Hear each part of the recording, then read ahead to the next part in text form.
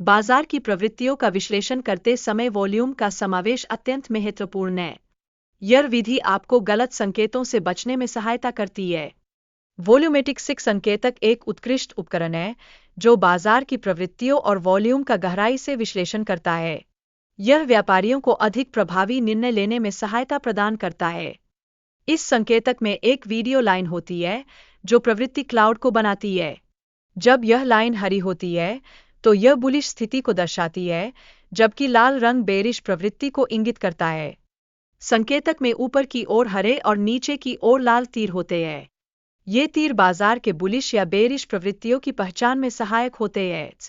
खरीद मात्रा और बिक्री मात्रा के बीच का अंतर डेल्टा मात्रा कहलाता है।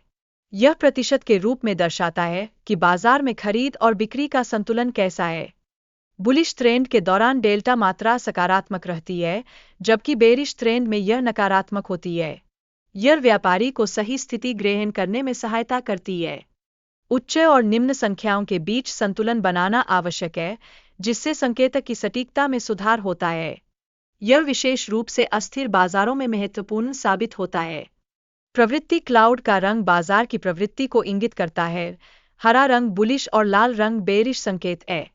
यह व्यापारियों को उचित निर्णय लेने में मदद करता है। प्रवृत्ति की ताकत का आकलन करने के लिए डेल्टा वॉल्यूम का उपयोग किया जाता है। 50% से अधिक डेल्टा वॉल्यूम एक मजबूत प्रवृत्ति का संकेत देता है। यदि डेल्टा वॉल्यूम 10% से नीचे चला जाता है तो मार्केट ट्रेंडिंग से रेंजिंग में परिवर्तित होता है। यह एक महत्वपूर्ण संकेत है जिसे ट्रेडर्स को ध्यान में रखना चाहिए। बेरिश ट्रेंड के दौरान डेल्टा वॉल्यूम का अधिक नकारात्मक होना आवश्यक है, क्योंकि यह ट्रेंड की मजबूती का संकेत देता है। अधिक नकारात्मकता ट्रेंड की ताकत को बयाने में सहायक होती है। यदि डेल्टा वॉल्यूम लगातार बड़ा होता है तो यह संभावित ट्रेंड रिवर्सल का संकेत देता है। इस स्थिति में ट्रेडर्स को अपने लॉन्ग पोजीशंस को समय पर समेटना चाहिए।